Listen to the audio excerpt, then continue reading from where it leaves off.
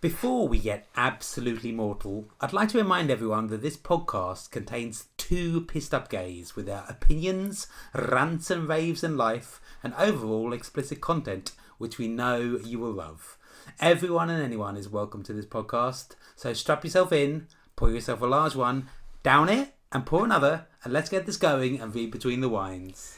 And now for a quick message from myself, as we don't have any sponsors as of yet for this podcast.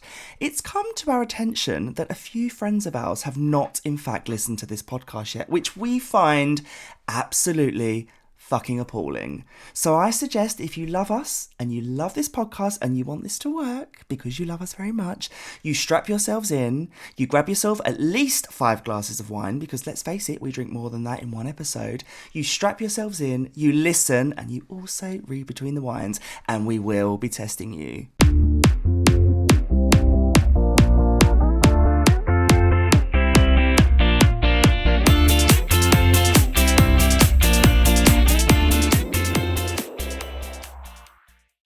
Okay, here we are, episode 5. Episode 5. Welcome, welcome. I know, I had so much fun doing last week's one, so this one's got a bar to live up to. What about the first 3? Well, they were fun as well, but one of them I was absolutely obliterated because I was so hungover. The first one, actually, we had major fucking sound issues because we thought we recorded on 2 mics. We actually recorded on no mics, so I'm really sorry if anyone's listened to episode 1 and thinks that the sound's shit. It is, but we move. So yeah, this one... I don't know, I had so much fun doing last week's one, and it was totally unprepared. Sometimes the best things are done by the wing of your pants. I mean, anyway. But how's your week been? Yeah, it's been fine, actually. To be honest, at the start of the week I was a bit rough because I felt I was obviously quite sick, and then obviously we had a great weekend in Brighton. Loved Brighton. Brighton was fantastic. Bank holiday. Thank you, Brighton, for the lovely time. Brighton was amazing. It was absolutely amazing. And we obviously see some fabulous friends that we know in Brighton. Got absolutely smashed. It was good. It was great. And the hotel was quite nice as well. It was really nice. It's the first hotel in Brighton that I've stayed at that I would go back to. I mean... we won't go into that. But yeah, it was good. It was good. And the week's been alright. It's been fine. I can't complain. Good. How about you? I could complain, but I don't have the rant. Did you leave that one to me? I don't have the rant box this week. You've never had the rant box. I mean, you had it one week, and this is episode 5. It's all about my rants. I'm just too chill. I mean, I'm just real. And I just get the ump very easily. But yeah, rant. I have a rant. I have quite a few rants, but I'll have one. Right, come on to begin with. Actually, I've got 2 rants, to be honest with you. First one, before I talk about the main rant, I'm just going to have a rant about you. Just before we started filming this podcast, I asked where the wine was, and you go, in the fridge. What fucking use is it in the fridge when this is called Read Between the Wines, and I'm about to film a podcast, and the wine's downstairs? Well, we had a full glass. But this is a podcast which takes nearly an hour. True. An hour. That's true. It is not going to survive on 1 fucking glass. And then you go, well, it is cold. It's no fucking good if it's in the fridge, though. Anyway, that's my first mini rant. Well, we've sorted that. Replenished. We've replenished the fountain. Replenished, yes. Like Sam Smith in that video when all the things go in his mouth. That's how I feel like when I'm drinking that wine. Not that I drink from urinals, because that sounds really weird. I mean, not yet, anyway. This wine is better than last week's, I'll be fair. Is it better than urinal, though? Who knows? Well, I know. I'm joking, I don't know. If you have an opinion, please dial in. Well, for those water sports, please drop us a message. Anyway, rant. Yeah, I have got a rant, actually, and it's from just before we went to Brighton, and it's really given me the ump. I fucking hate... Last week, what was it? It was the Facebook attention-seeking wankers last week, right? That was pissed me off. This week, it's salesmen and saleswomen. I don't want to be stereotypical here, but salespeople really fuck me off. So there's no secret that I've been engaged a couple of times. Some of my exes and fiancés listen to this podcast, male and female. But anyway, let's talk about strictly men here. I've been engaged a couple of times. You know, it's not my first rodeo. It's not my first rodeo, you know. Yeah, I've been around the block a few times. Got out of breath, but I've been around the block a few times. And I have quite a few engagement rings to show for it. Now, I wasn't looking to necessarily get rid of certain rings, but I did have them valued a couple of years ago, and they were of quite a decent value, and I wanted to get them valued again. So I went to a diamond specialist, right? And I'd never been to a fucking diamond specialist before. Before I did this, the last time I did the valuations, I was with my ex, who was a diamond connoisseur, so he knew what to look out for. I don't, but at the same time, I'm not a fucking idiot, right? So just before we went to Brighton, I made an appointment in Hatton Garden. And I'm going to say Hatton Garden because they're all cunts there. I'm sorry. Exactly. I'm going to lie. All fucking arseholes. Anyway, made an appointment. And Hatton Garden you associate with being, I suppose, bespoke, fine jewellery. All the jewellers are there. So I made this appointment and the website looked lovely. But when I got there, it was this tiny little door, like it looked like a fucking hut. Tiny little door, and you had to go up these really like crookedy stairs and into this office with this really weird looking man. Probably wearing Old Spice. I don't know. Whatever he was wearing, it wasn't working for him. As a diamond specialist, he looked like he should be selling big issues, as far as I'm concerned. But anyway, I then waited for this... Who are some of the finest sellers that I've ever seen? Well, they would have sold me more. I would have been more inclined to hand over my money to a big issue seller than hand over my diamonds to a specialist, right? So we'd get there and I wait on the sofa, and I think I already texted you at this point, but you might not have got the message because there was no signal, and I was like, getting a bad vibe with this, I don't want to do this. So this guy comes in and looked like a fucking extra from Saturday Night Fever. Collar up, chest like exposed. Oh, it just looked like a fucking idiot. Anyway, curly like perm. I can't remember the name of the place now, or I'll definitely put it on blast. But anyway, I sat down and he was like, so I just want to know what expectations you have. And I was like, well, I don't really have an expectation. That's why I've come to you.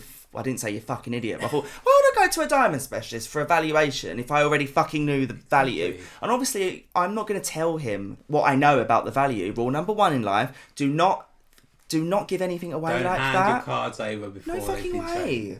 No, I ain't going to tell you my target or my value. No, you fucking tell me and then we'll see where we get to, right? Yeah. So I said to him, I don't really know the value. And then I went, oh, I've got... I have certificates of the diamonds, but before I even had the chance to say my ex fucking took them all, he was like, well, it doesn't matter. Doesn't matter about the certificates you have, and it doesn't matter about the paperwork. It's, you lose about 8 or 9 times the value of the diamond. And I was like, here we go. So I sat down and I thought, I'm ready to turn into a bit of a bitch here because I'm not a fucking idiot. He literally must have thought I was some sort of fucking moron. Now I know what these rings are worth, right? They're worth a fair bit, right? And he was like, well, I could probably get a couple of hundred. And I was like, what? And he was like, a couple of hundred. I said, no. Jog on. No.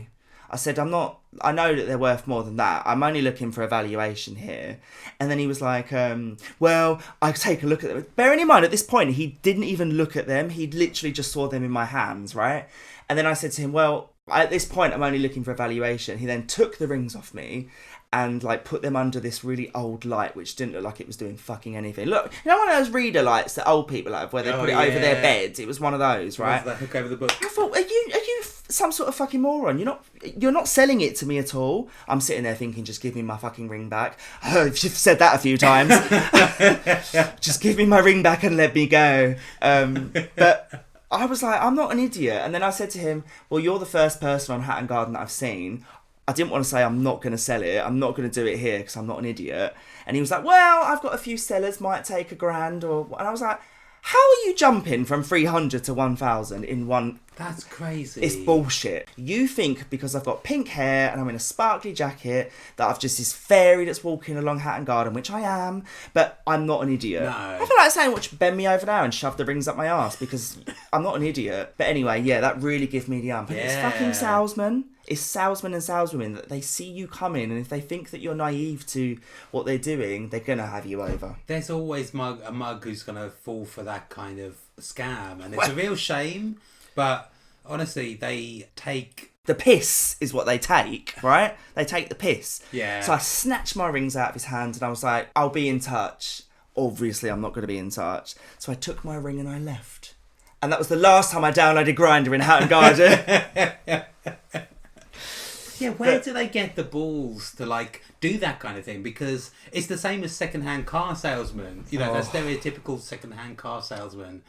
Promise you the earth. Well, I just think if they have any idea or any inkling that you don't know what you're talking about, they will try and have you over because, as you said, there are people that will fall for it. But Not me. Just because you deal in diamonds doesn't mean you're a fucking knowledgeable Just cunt. fucking wanker. And I was like, fine, like I'm not gonna even entertain this. And I just left there. I felt quite deflated. And I was like, not because I was devastated, because I'm not devastated. Like, it's not the end of the world for me. I just wanted evaluation. But I was just like, what a waste of my fucking time. Yeah. What a waste of my time to sit around these arseholes. And what made it worse was it didn't even look like a bespoke, reputable, fine jeweller or a, someone that values jewellery. It just looked like a shithole. Hatton Garden has such a reputation for selling diamonds, and you'd expect it to be, the highest end and the best buyers, sellers of that kind of material. Well, you say this, but I did a bit of research after I saw that fucking arsehole, and they're not actually. They're renowned for trying to have people over in Hatton Garden, and they always say, like, don't go to one person. If you're going to go to Hatton Garden to get a valuation, block out a day and go to everyone and get... Right. They all pit against each other, apparently, but the fact that he was, like, from 300 to 1,000, I was like, piss off. Piss off. And it's just sales, and that just made me think, salespeople in general fuck me off. Yeah. They really fuck me off. They're not there to give you a deal. They're there to make commission, right? And that just upset me. So that was my rant. I really hope they were victims of the Hatton Garden heist. Those 5 old men who stole money out of those people, good on them. Well, maybe that's why their office is so fucking divey, because it was horrible. Anyway, that was my rant for this week. Well-deserved rant. I think that's well-deserved. Just to know, I've still got my rings, and they're not worth £300, and they're staying rightly with me for now. Your ring will remain with you forever, babe. I mean, it won't. It won't. And it hasn't up until now. Well, no. Sharing's caring, and everyone loves my rings. Rings? God, I've got loads. Which ring are we talking about here? But anyway, rings is not the subject of this week's episode. Rings is not the subject. So this is episode 5. I feel bad again this week because in episode 4, I hogged episode 4 and I said that it was down to you, and I've kind of hogged it again. But I do like to think this one's a bit collaborative. I think so. Because we discussed this at the start, well, not at the start of the week, midweek, right? And we're also off to LA in 2 weeks' time. Indeed. So we are thinking of appropriate pieces of conversation. Crossover content. There we go. That's what I'm looking for. Crossover content. So this week, anyway, episode 5, I thought... So last week was... What was last week? Last week we spoke about fag hags. Yes, icons and coming out. God, I forgot. And this week I thought let's do something completely different, and let's talk about things that generate quite a debate. And I came up with the Great Gay Divide, which is quite a broad subject, but I thought what makes us different as gays and why we're so fucking bitchy about it. So there's different views amongst the gay community or the LGBT plus community, and we all have different views and opinions on things, and I think sometimes that gets in the way of things, friendships, relationships. There's definitely cliques and stereotypes. What's a clique? Little groups of people. A clique. Clique. I'm European. No, you're fucking not. Clique. Okay, there's cliques. Let's proceed. Cliques. But yeah, there's certainly and it's different to tribes. It's definitely different to tribes. But there's personality traits that attract certain gays together. And we all know them, maybe unfortunately fall into one or two of them. I think tribes and stuff do play into it a lot. I think it would be hard to talk about this subject without mentioning or nodding to certain tribes or certain things like that. Which is so... But there are certain things which maybe make us part of one of the sides. I would agree with that. Or part of... Well, we'll definitely be maybe the opposition. Leading on to this subject, I thought let's come up with a few obvious differences amongst the gay community, as well as some maybe not so obvious ones, and some that we can have a little bit of fun with. But I suppose the biggest difference between gays, and the biggest one that will separate us, I suppose, is the whole, are you a top or are you a bottom, and where you fall within that, and what makes the two so fucking different in the gay community. Why can't we all just live in a community of versatiles? That's a really good question, because people assume you are one or the other, forgetting that verse is a thing. Is verse a thing though? Because we say this, right? And people say they're verse, but they always say, and in my experience in the gay world, they always say, I'm verse top, or I'm a verse bottom. So you always kind of nod to one, I think. And I don't agree with bisexuality. And by the same logic, I don't agree with versatiles. I think you one or the other. Come on. Coming from the world of psychology, and I'm getting deep here. And flange, coming from the world of flange. These are all preferences. People have a preference for one over the other. I think it's a natural human trait. Well, yeah, that's true. That is very true. And I think in the gay community, everyone has a preference, right? But what makes them so fucking different? And why do gays look at one and judge one and look at the other? Like, there's stereotypes, isn't there, between tops always and bottoms? Stereotypes. For me, purely down to femme and masc. I think too often people always associate bottoms as being femme. That's totally not true in every case. They also associate bottoms with not wanting blowjobs, which is really fucking weird. I don't understand that. I'm not going to disclose my position here, but this is a true story. I always have these seedy stories every week, don't I? My friends and close friends are probably like, I learned something disgusting about him every week. I don't know why we're still friends. But I had this guy, which I knew from my area, who, I'm not going to say his name in case he listens to this, but I do really like him as a friend. He's lovely. Anyway, he couldn't have been more stereotypically bottom if he wanted to be. Like, he looked the part, he acted the part, but he was a massive top, and he was a strict top, and he never ever bottomed, and he'd never done that with anyone. And that's, for me, I was like, bloody hell, I've judged you. As a member of the community, I don't like to buy into these stereotypes because I think they're fucking shit. But I did with him, and I suppose people do with me to an extent, even though they don't know me and they don't know where I stand on that, and I'm not going to say it. But I did look at him and think, fucking hell, that's weird. That's really weird.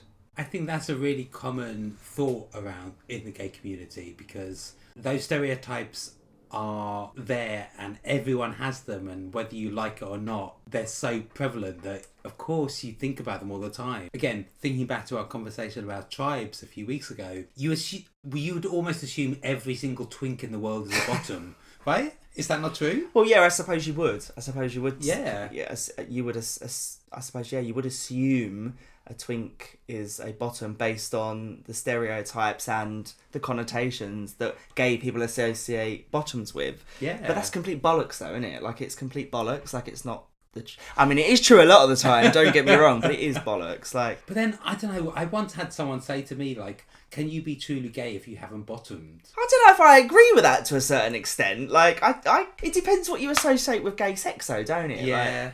Like, I understand their logic. I do understand their logic. I wouldn't say that's true. I disagree with them. Was this a heterosexual person? No, it was a gay man. This was a gay person. Yeah, it was a gay man.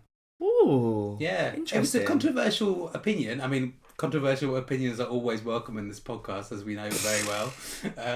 But yeah, I was like, I can see the logic, but do I agree with it? I don't think I do. What about if you're in a relationship with someone and you have a certain preference, right? And you meet someone that you really like, and they have the same preference, but they're strictly that. Will that work? Do you think that'll work? I think this comes back to the conversation we had about dating, and it's about trust. And would you not be trusting of people that you love and you're in a relationship? You know, maybe I'm putting too much on the word relationship. Yeah, you're being a bit deep again. I don't like that. Come on. Does it fucking work? Yes or no? It's probably not going to work, because you'll always have that hang up. It's like, oh, we're always doing it your way. I had, right, and this is the God's honest truth, I don't have many nice things to say about this person, but they do listen. Anyone, I don't have much nice to say about anyone, do I really? But this one guy, and he lives in an area, I don't want to say it, but it rhymes with Portsmouth. We got talking. Yeah, here he is, still fucking there. But I started seeing him, and so we met on Hinge, right? And he said to me, like, we were talking and we were, getting on like a house on fire, and he was like, I've got to ask a question.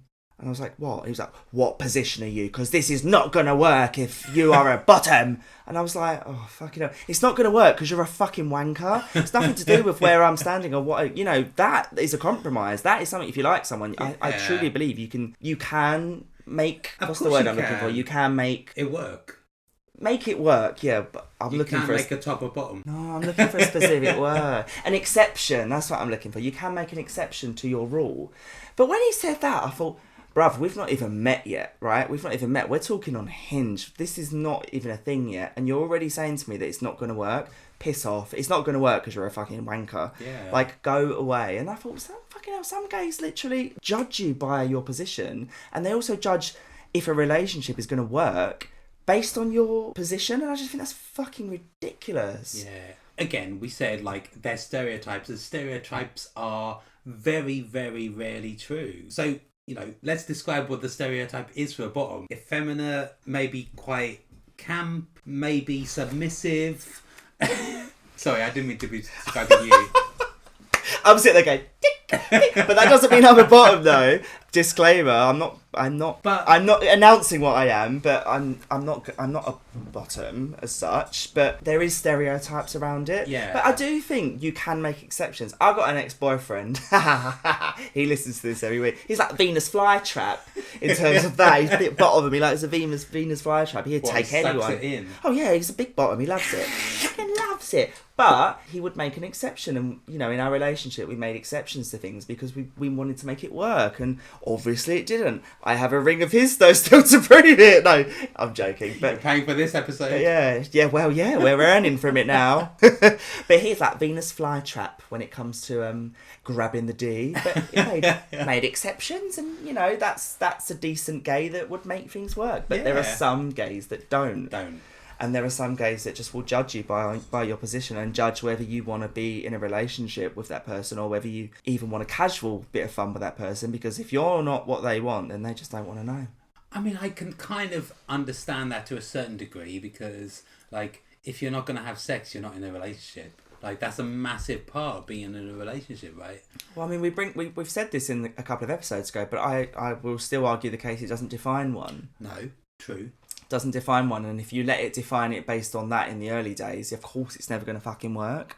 But stop being a fucking bitch and just take it up the arse and try it. Do you know what I mean? All you're going to do is docking for the rest of your life, then fuck off. God, how circumcised people can't do docking, can they? Can they not? How can you dock if you ain't got foreskin? Oh, that's a good point. Docking is when, like, you literally a joint, right? Yeah. How the fuck are you going to do it if you're circumcised? Fair enough. Which is with like, little magnets that just don't want to... What's that? Is it repel? Repel. That's what it sounds like to me. How did we get on the subject of docking? I've not heard of the word docking. For those that are not gay, docking is when two penises actually connect, like, physically. It's like when two Starship Enterprises connect. And... Oh, God, what an analogy. Fucking hell. You referred this... Is that Star Wars? Star Trek. One of them. Star Trek. Yeah, Star Trek. Fucking hell. I just feel like you just... Like Lego. Yeah. Lego. Basically. Not... like when two Starship Enterprises collide. Yeah, there was May the 4th recently. Star Wars. Oh my God. This is what this podcast has become. We're talking about Star Wars and Star Trek. Fucking hell. But anyway, docking. Yes, that's what docking is. And then, so that's what the stereotypes of bottoms are. And the stereotypes of tops is always that you're macho and you're got to stick it into whatever hole you see coming along. Well, story again. I know, actually, you've actually seen this guy. We was in the pub once and he walked past and I had a bit of a thing with this guy, and he is massive, like really masky, sorry. Oh, musky. Did he let off a whiff? No, he certainly didn't. But he's really like built, like massively built, really rugged, really straight acting. But he necessarily isn't a top, and that blew me a little. Blew me. We're using all the wrong words here. That threw me and blew me. I want to know.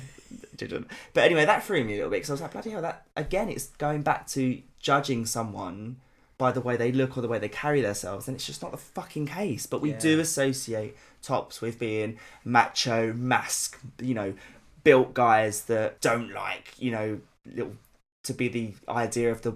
I hate to say that the woman in the relationship, but heterosexual people say it. Don't like to be the feminine one. Don't like to be that one. Just like to be the man that gives it rather than fucking takes it. Yeah. And it's bollocks. So I've got a story here, and I'm not going to say his name because this is a friend of mine who you know. who has yet to listen to this podcast, so he doesn't deserve the airtime, but he's from Wales. Oh yeah, I know who this is. And he introduced me to the term power bottom, which is basically a bottom masquerading as a top. But how, do you know what confuses me and concerns me about this is how did he know before you did? Well, let's not go too deep into that. Well, I'm sure he did, but... I mean, I would give him a high five. But yeah, the term power bottoms totally goes against all of those stereotypes of a bottom, right? I mean, what, a power bottom? Yeah, because he's the more dominant No, person I in don't. that. No, not at all. Really? No, I don't think so. I mean, maybe we have different views on it. Okay. But I again, I think I'm just drawing on personal experience. The power bottoms that I know are not that. That's just one type, that's just one type of divide, right? The tops and bottoms, and maybe that's what it all comes back to. It does, but let's keep with that for a minute before we go on to other things that divide gays. And let's talk about the challenges, because I think it might be quite good to talk about the challenges of being a top or the challenges of being a bottom. I have a feeling I know where this is going to go, but what challenges do you think or experiences, let's say experiences, but what challenges are there if you are in a relationship and they're one's a top, one's a bottom? Do you see any particular challenges? I mean, if you're in a relationship with a top and a bottom, probably not. I mean, maybe people get curious and want to try... Yeah, I mean with being a top or being a bottom, like as you said, being curious, but say you are a strict bottom and you've never topped before. In my opinion, I suppose that's easier. But if you're a top and have never bottomed before, that's a challenge. Yeah, of course, because the first time anyone ever bottoms is a challenge. Yeah, get those poppers at the ready and get that lube at the ready. Fucking hell. Thank God for lube, that's what I'm saying. God. But I think... that is more of a challenge, right? Going from being a top to a bottom, but I suppose the other way around is a bit different. But then again, at the same time, if you're a bottom and you're used to it, maybe I'm being stereotypical here, but a top requires quite a bit of stamina and performance. That is also true. That is also I true. think so. You're right. I think so. Yeah, but... the top is often thought of as the one driving. I suppose the biggest challenge for a top is they don't realise how much they've got to douche and clean themselves up. Well, exactly. The bottoms do all the pre-work. They do all the work and the tops just come and go as they please. But anyway, we've done enough about the bloody sex part of, of being different. And, we always cover this. And somehow we always get onto the subject of tops and bottoms or douching or...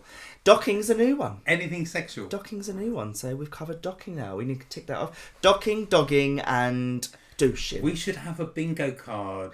Yes, we should have a bingo card where they mark off docking, dogging, douching. If you're interested in a bingo card, give us a call. Yeah, if you'd like a gay bingo featuring the two most disgusting people you'll ever hear, then hit us up. Yes, we love that.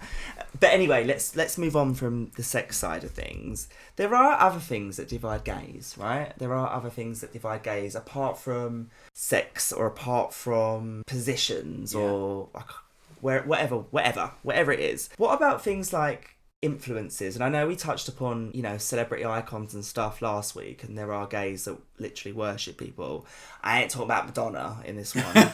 There's a bunch of gays that I don't want to talk about. But what about things like there's always been like this kind of rivalry between Britney and Christina, and you've got the Britney fans, you've got the gays that love Britney, right? And then you've got the gays that love Christina, and they fucking hate each other.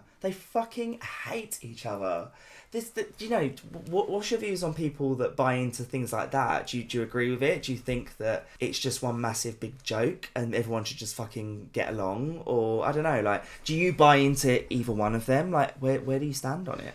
I've never been either a massive Britney or a massive Christina fan. I think for me, again, and I touched on this before, like I was big into music, I always liked the slightly rougher one. And for me at the time... Are you about to make a sweeping generalisation? Which one is the rougher one? Not in terms of looks, by no means. I just think the one who's a bit edgy, maybe edgier is the word. But I thought Christina was just a bit edgier. Oh, I agree with you. She's the rougher one. Yeah. I'm buying into it. We'll have a Britney Spears song. Like, it comes back to, like, I always chose the All Saints over the Spice Girls. Oh, fuck off. I always chose when I was playing it straight, I was the Oasis over the Blur. It's just... I don't know who they are, but you can piss off on this podcast if you think that is acceptable. All Saints over Spice Girls. It was just the edginess to them. I was like, I thought I was cool. I was not. I can't. Spice Girls are the best band in the whole world. Well, apart from Destiny's Child. But fuck off, All Saints. I'm not even going to go to We are buying into this idea of the rivalry. Well, this is it. We're buying into it, so this proves my point. It literally exists. It does. But, you know, some people do take it to the extreme and, you know, like people spitting on you if you're wearing a Britney t-shirt and walking down, you know. Or they take it really serious, like spending thousands and thousands and thousands of pounds on concert tickets when they could have bought a house and going to see her 3 times in May and June. You know, some people really take it seriously. So when are we going to Beyonce? I know, I can't fucking wait. But that's again, it's another one, isn't it? I think there's always this rivalry between the Rihanna and the Beyonce fans. Oh, here we go. Here's a question. So obviously Mighty Hoopla is at the same weekend and Kelly Rowland is playing. There is no fucking question. Before I even let you finish this sentence, there is no fucking way on God's green earth any sane gay guy would prefer to go. And I love Kelly Rowland. I love all of Destiny's Child. I'm the biggest Destiny's Child fan around. But you know how much I love Beyonce. I can't work out why any gay person would think that going to see Kelly Rowland on the same night that Beyonce, after 8 years, is performing in London is beyond bless me. them, they couldn't afford it. Well, I mean, we love a bit of Mighty Hoopla. There's some poor gays. You've just about pissed off every one of our listeners. This has now become to do with financial situations rather than fan base. But I do... Let's leave Kelly out of it. Leave Kelly alone. That was a Britney thing, wasn't it? Leave Britney alone. Let's apply it to Kelly. Poor Kelly. Poor Kelly. Let's not get started on Michelle. No. Ooh, where is she? Fucking hell, bless her. She's a gospel singer now. She loves life. She's lovely. Praying for a paycheck. Well, we love... Oh, that is a horrible thing to say. Praying for a paycheck. That's like me when I was an actor. That's me. I was praying for a fucking paycheck, praying for a fucking job. Anyway, but no, like, there is a rivalry. Like, There we absolutely digress. is. There is a rivalry between Beyonce and Rihanna fans, and I just think all Rihanna fans are wankers. Amen. I actually don't think that. I don't think that. But I have got into many an argument with people about whether Rihanna or Beyonce is the best. But I think I think no matter what, we always are going to get that in this community. You're always going to get your diehard fans, and there's always going to be rivalry. But I do think it does make me laugh when it's regarding, you know, celebrities or singers or things, and you do get your diehard fans. Like, not ashamed to admit, I'm a diehard Beyonce fan. Like, I will literally... What was we watching recently? And they started to like, oh, we was in Brighton at a drag show. And it was fantastic. The drag show was amazing. I loved it. I was having a right laugh. It was brilliant. Then they start... The Queen? No, because I like the Queen. But I'm just saying, when the Beyonce bit came, and it was a bit of a jokey vibe, I didn't appreciate it. And my face went from really enjoying it to being like, I'm not enjoying this anymore. Even through your bronzer. Well, yeah. Yeah, it's like my face was, you know, there was practically smoke blowing out my ears. I was upset. Turned it around in the end, and it was quite fun in the end. But when it was originally mocking Beyonce, I was like, bitch, come on. Don't go for the Queen. Not at all. Not at all. Anyway. But yeah, I think there's always going to be that. But you also get the Whitney fans versus the Tina fans, and I suppose this is a slightly older generation. Oh, I would always consider it Whitney versus Mariah. No? Well, they were rivals, actually. They didn't like each other at all. But how old do you think Whitney... I suppose Whitney is 47. You might be right. Yeah. I would have put it as Whitney, Mariah. But I think... I think from a time when they were, successful perspective, but I think in terms of the way they carry themselves and the way they are and their type of music, why is that funny? Who was it that Mariah absolutely denied any knowledge of? That was a more recent thing, like a more recent artist. And basically... Her and Nicki Minaj. Yes. Let's talk about Nicki Minaj. I don't even know who that bitch is. Did you see him fall out on American Idol? It was fucking brilliant. Oh my God. But I am Team Mariah all the way. I agree. I'm more a Whitney fan than a Mariah fan. But Mariah's going to be number 2 on that. That was the best day of my life when I saw Mariah and Whitney get into it on American Idol. I was like, yes, you're giving the gays what they like. You're giving the gays what they like. Sorry, I just whacked my mic there. But yeah, I loved that. That was fucking fantastic. We love a bit of bitchiness, don't we? I think all gays do though, don't they? Yeah, exactly. And I think that's where these rivalries come from. Like, you want to see a bit of drama. It's a bit of drama. You should see my fucking life. But what about, obviously we've spoke about celebrities now, but what about just generational? Like there is obviously a generational divide between gays, and you do get the old school gays, which see things from a different perspective. They grew up gay in a different time versus the Gen Z gays, for example. And I think I kind of experienced that this week, the weekend just gone in Brighton. We did. We met a guy that sat with us who was probably in his late 60s, maybe early 70s. And his whole outlook on the gay world and life was very different to my outlook. And I actually hated it when I was left alone with him, because I was being very... Actually, I wasn't being unsociable. I was editing this fucking podcast. But he was shady in his own way. Oh my God, he was so fucking shady. Yeah, but the funniest thing was that he literally mentioned to me when you were away from the table that he hadn't been to a gay bar in Brighton despite having lived there for many, many years. No, I was at the table at that point. I was just editing the podcast. I definitely heard that, and I felt like saying, are you fucking joking me? You look like you've been drugged up an alley. Every fucking alley in Brighton, you had a ripped shirt, and everyone seemed to look at you and know who the fuck you were. So I think that's bollocks. I think that's absolute bollocks. Too much time on Grindr, babe. I don't think he's getting anything on fucking Grindr, to be honest. I think he's not cleaning up on Grindr at all. He was repulsive. Yeah. I don't know. I was just getting really pissed off of him being at my table, and I was like, go away.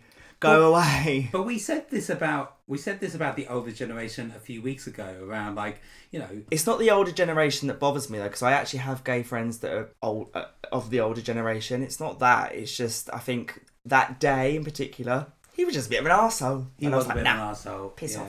It was just boring. Boring.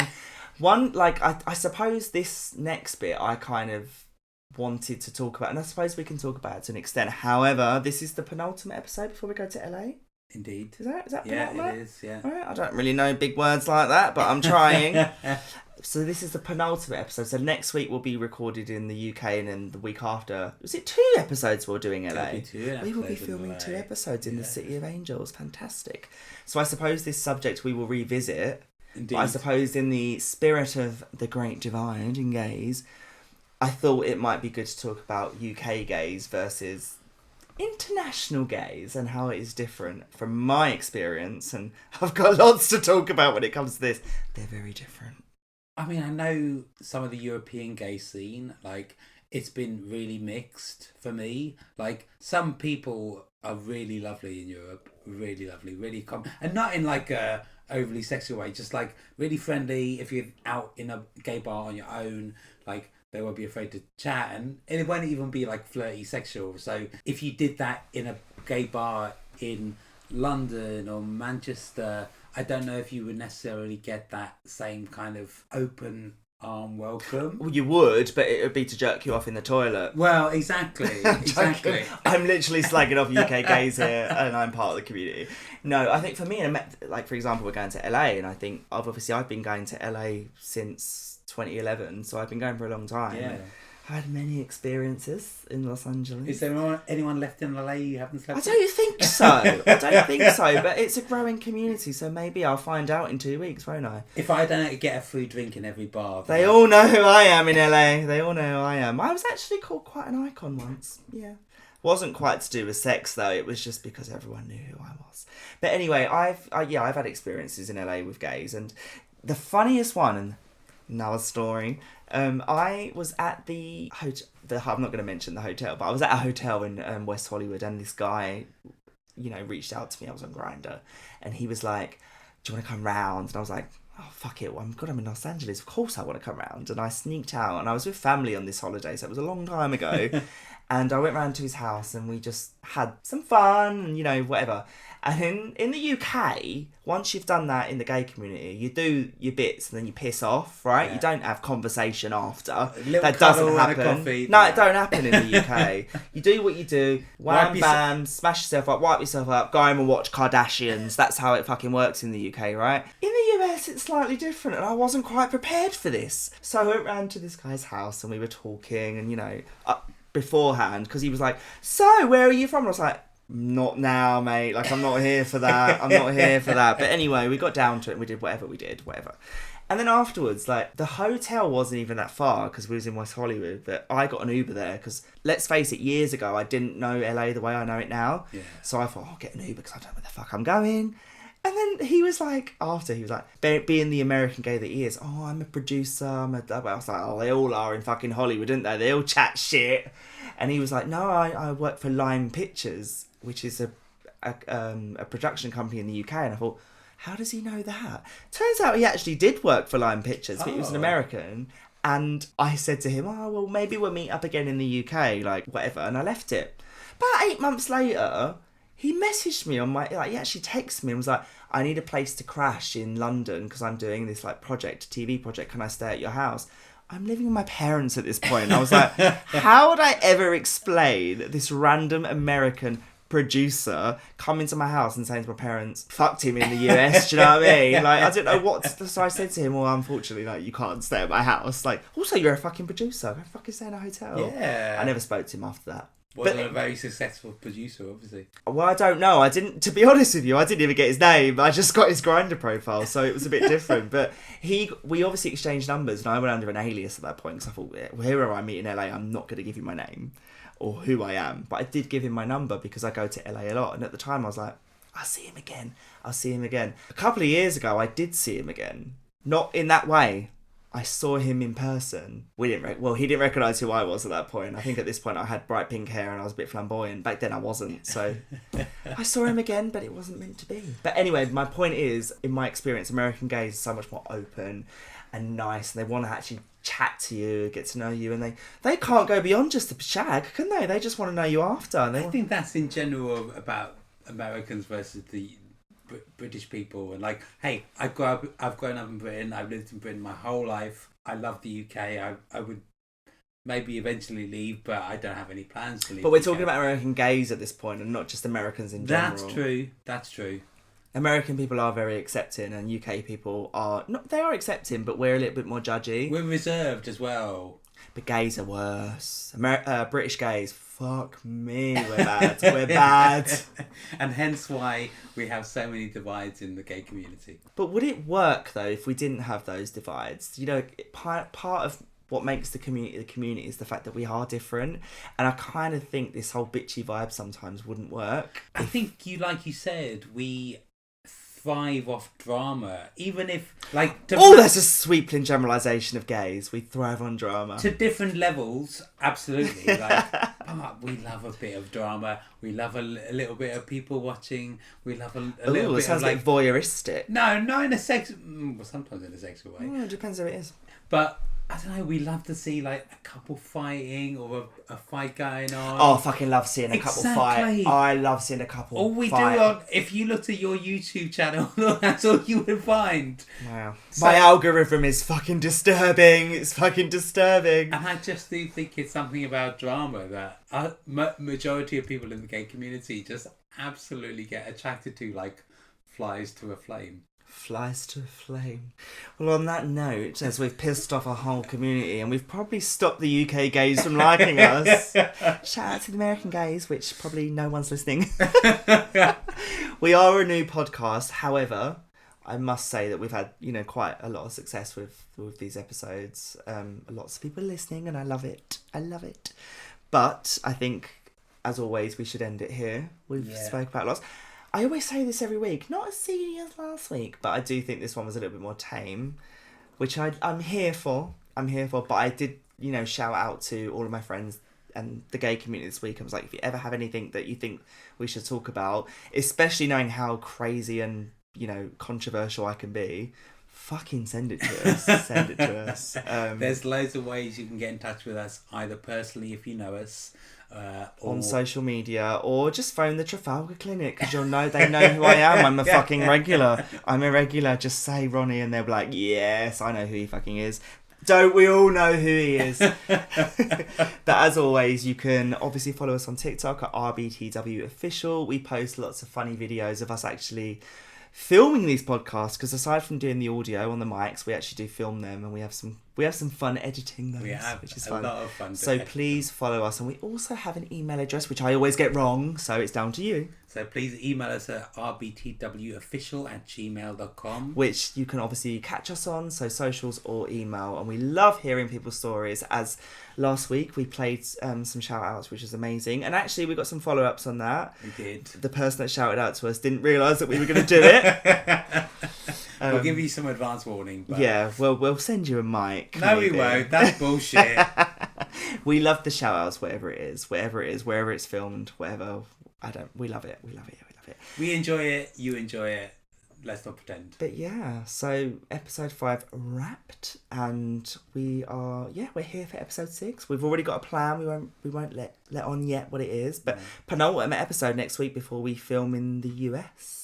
Indeed. And we will be filming in the US, which is fun. Exactly. Exciting. LA, watch out. LA, Los Angeles, yes, I cannot wait. He has a partner in crime this time. Plenty of partners in crime in LA, they all fucking know me. West Hollywood's going to be like, he's back, fuck's sake.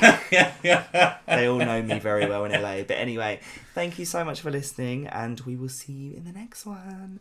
Bye. Bye.